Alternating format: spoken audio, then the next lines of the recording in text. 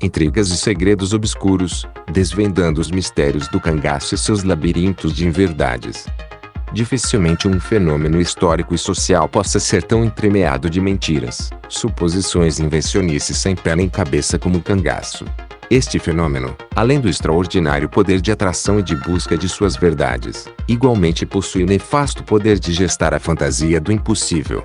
Quando diz respeito aos fatos e testemunhos antigos, logo acabam indo por terra por novas e poucas confiáveis revelações. E quando as revelações despontam, logo causam espanto pelos absurdos criados para justificar o inexistente. Acerca do cangaço, o emaranhado de fatos e versões, falácias e embustes, é tão grande que na peneira da verdade se corre o risco de não cair um só grão. E quando cai, logo é semeado em inúmeras versões sobre o mesmo fato. Muitos pesquisadores parecem viver a sanha da contradita. Não de buscar verdades, mas apenas contestar o dito, e sem apresentar qualquer prova de verdade. Tão somente pelo prazer de ter holofote sobre si. Com isso, até mesmo estudos sérios e aprofundados passam a correr o risco da descrença.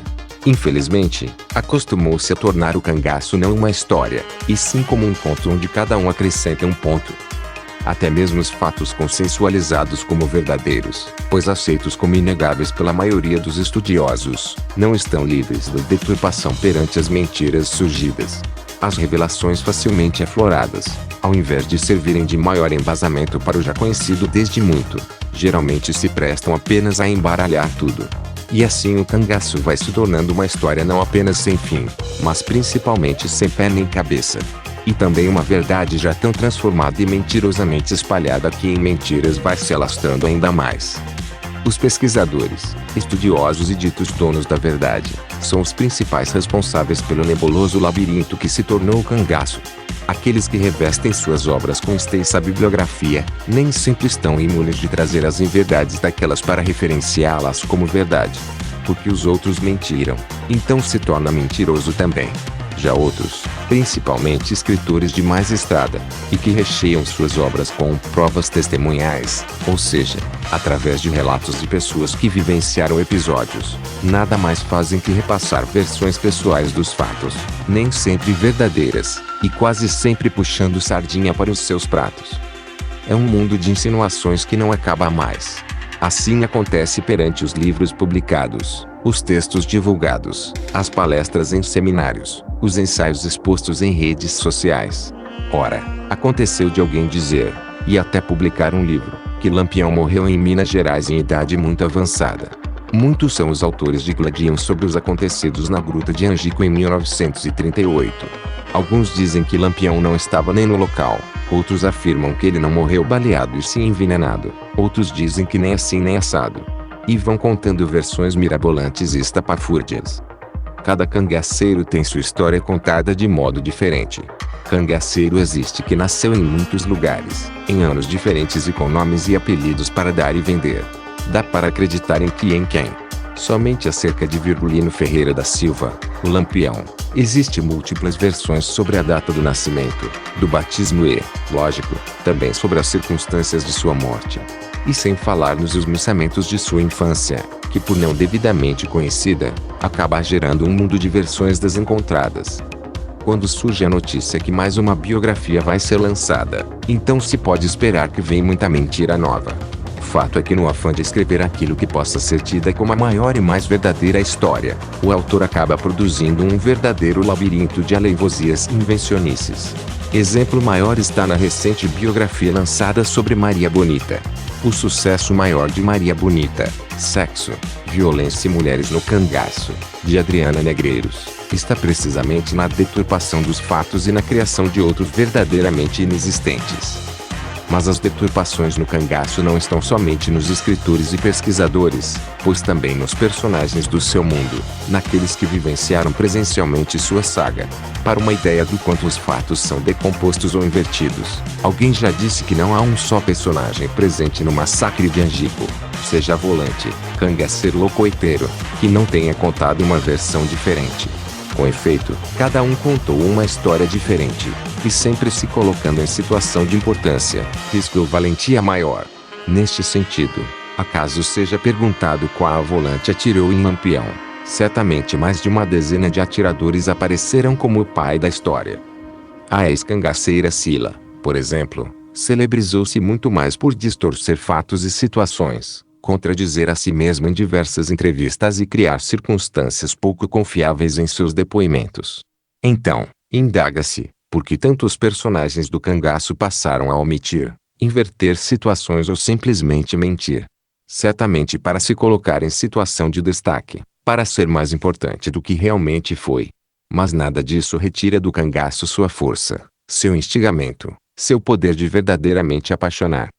Rangel Alves da Costa, advogado e escritor. Membro da Academia de Letras de Aracaju. Blog rangelcertal.blogspot.com. Rangel Alves da Costa. Dificilmente um fenômeno histórico e social possa ser tão entremeado de mentiras, suposições e invencionices sem pé nem cabeça como o cangaço. Este fenômeno, além do extraordinário poder de atração e de busca de suas verdades, igualmente possui o nefasto poder de gestar a fantasia do impossível. Quando diz respeito aos fatos e testemunhos antigos, logo acabam indo por terra por novas e poucas confiáveis revelações. E quando as revelações despontam, logo causam espanto pelos absurdos criados para justificar o inexistente. Acerca do cangaço, o emaranhado de fatos e versões, falácias e embustes, é tão grande que na peneira da verdade se corre o risco de não cair um só grão. E quando cai, logo é semeado em inúmeras versões sobre o mesmo fato. Muitos pesquisadores parecem viver a sanha da contradita. Não de buscar verdades, mas apenas contestar o dito, e sem apresentar qualquer prova de verdade. Tão somente pelo prazer de ter holofote sobre si. Com isso, até mesmo estudos sérios e aprofundados passam a correr o risco da descrença. Infelizmente, acostumou-se a tornar o cangaço não uma história, e sim como um conto onde cada um acrescenta um ponto. Até mesmo os fatos consensualizados como verdadeiros, pois aceitos como inegáveis pela maioria dos estudiosos, não estão livres da deturpação perante as mentiras surgidas. As revelações facilmente afloradas, ao invés de servirem de maior embasamento para o já conhecido desde muito, geralmente se prestam apenas a embaralhar tudo. E assim o cangaço vai se tornando uma história não apenas sem fim, mas principalmente sem pé nem cabeça. E também uma verdade já tão transformada e mentirosamente espalhada que em mentiras vai se alastrando ainda mais. Os pesquisadores, estudiosos e ditos donos da verdade, são os principais responsáveis pelo nebuloso labirinto que se tornou o cangaço. Aqueles que revestem suas obras com extensa bibliografia, nem sempre estão imunes de trazer as inverdades daquelas para referenciá-las como verdade. Porque os outros mentiram, então se torna mentiroso também. Já outros, principalmente escritores de mais estrada, e que recheiam suas obras com provas testemunhais, ou seja, através de relatos de pessoas que vivenciaram episódios, nada mais fazem que repassar versões pessoais dos fatos, nem sempre verdadeiras, e quase sempre puxando sardinha para os seus pratos. É um mundo de insinuações que não acaba mais. Assim acontece perante os livros publicados, os textos divulgados, as palestras em seminários, os ensaios expostos em redes sociais. Ora, aconteceu de alguém dizer, e até publicar um livro, que Lampião morreu em Minas Gerais em idade muito avançada. Muitos são os autores que gladiam sobre os acontecidos na Gruta de Angico em 1938. Alguns dizem que Lampião não estava nem no local, outros afirmam que ele não morreu baleado e sim envenenado, outros dizem que nem assim nem assado. E vão contando versões mirabolantes e estapafúrdias. Cada cangaceiro tem sua história contada de modo diferente. Cangaceiro existe que nasceu em muitos lugares, em anos diferentes e com nomes e apelidos para dar e vender. Dá para acreditar em quem. Somente acerca de Virgulino Ferreira da Silva, o Lampião, existem múltiplas versões sobre a data do nascimento, do batismo e, lógico, também sobre as circunstâncias de sua morte. E sem falar nos esmiuçamentos de sua infância, que por não devidamente conhecida, acaba gerando um mundo de versões desencontradas.